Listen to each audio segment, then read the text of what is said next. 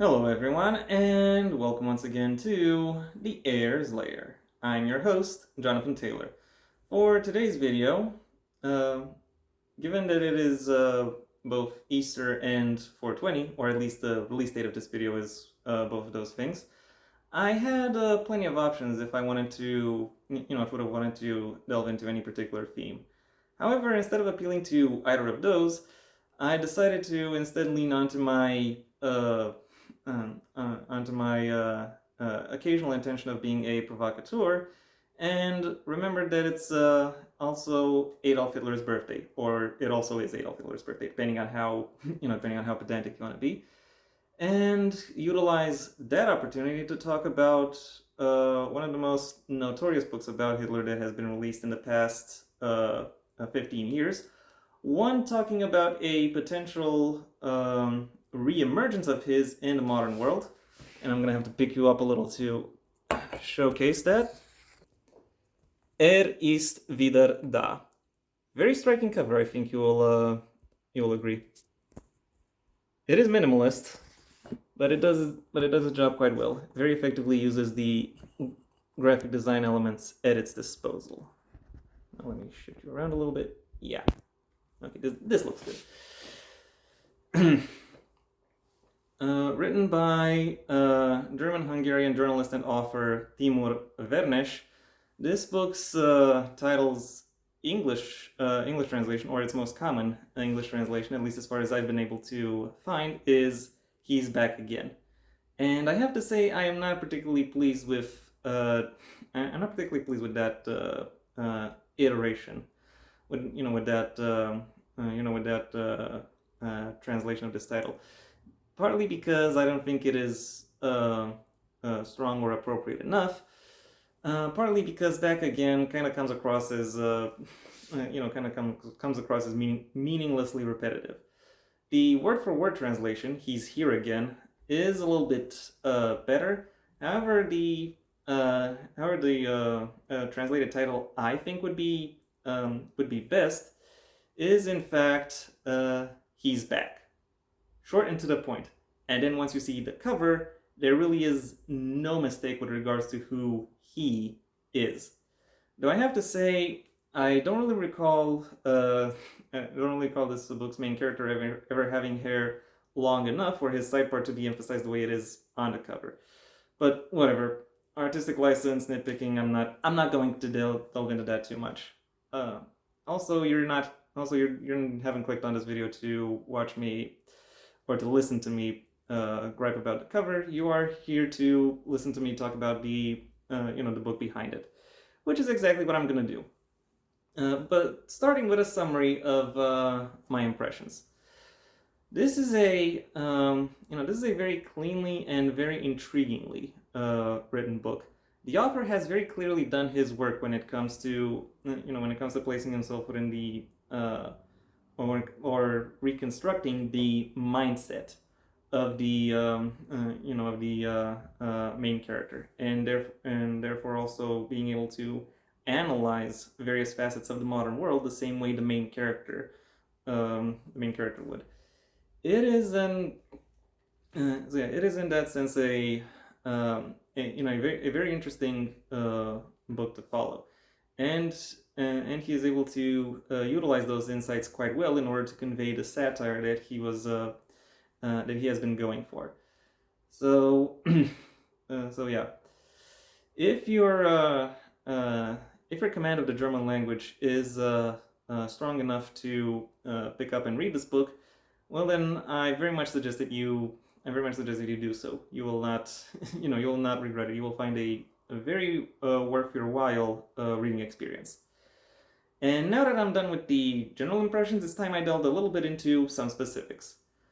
The book is told from the perspective of its titular main character, who awakens in a future unfamiliar to him and does his best to figure out what has happened in between the time of his supposed death and the time of his reemergence. He eventually finds an into the television industry, and or to the entertainment industry, to be more specific, and he decides to utilize that as a as a platform in order to relaunch his political career.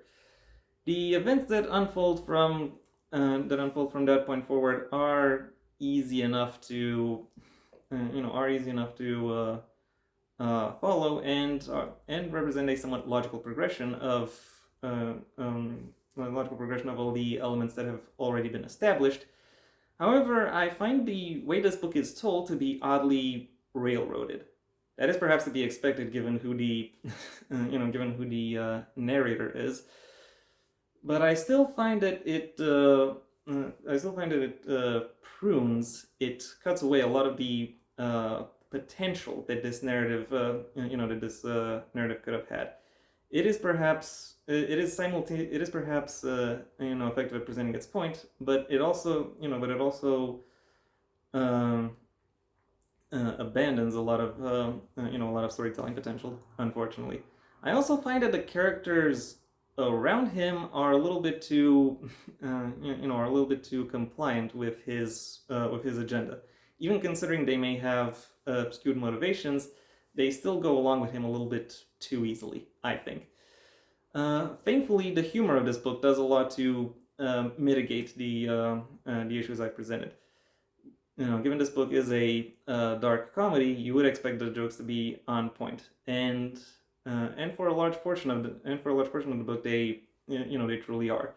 At least in the beginning, the author is well aware that that he is writing a fish out of water story, and he is very adept at using the lead's cluelessness in order to construct some very interesting and some very memorable jokes. Partly where you laugh with him, and partly where you laugh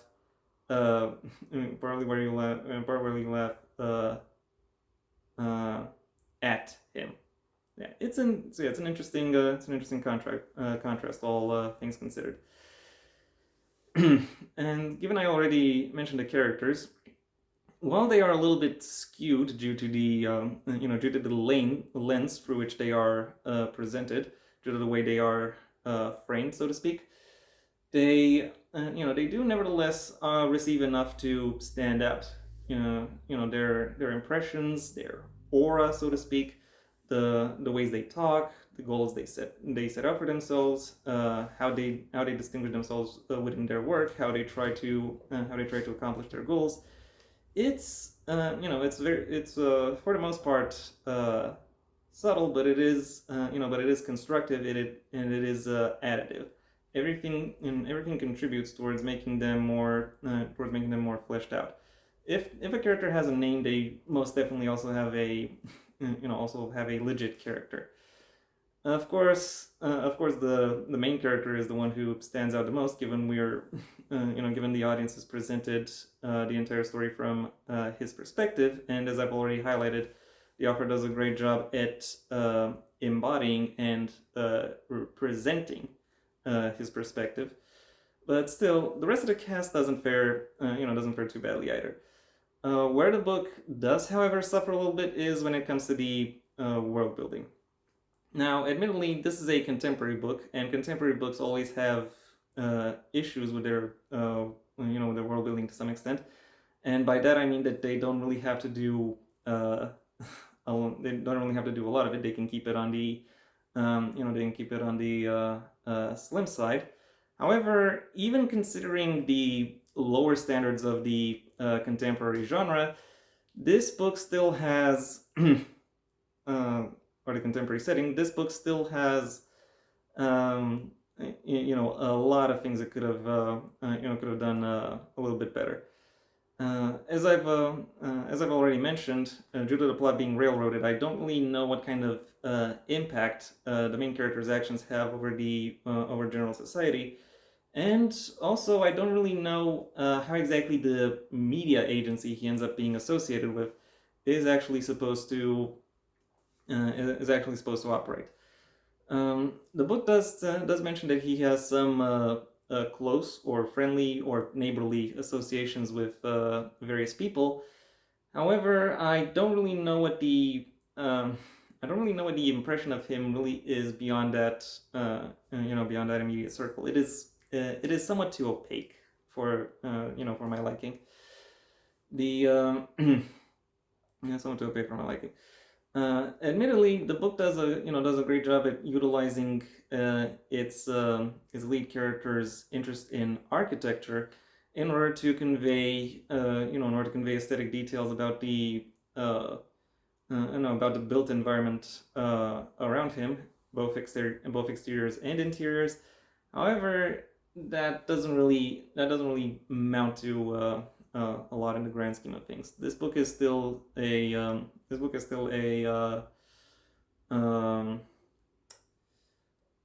is still the fill your own blanks kind of vague. Overall, while I find myself having issues with the fuzzy edges around the principal storyline, said principal storyline is nevertheless presented with enough attentiveness and insight in order to bring an intriguing and memorable look into the mind of history's most notorious politician. My final rating for Eris Vidar is a 4 out of 5. And that was my review. Thank you for your attention. If you enjoyed it, well then please like the video.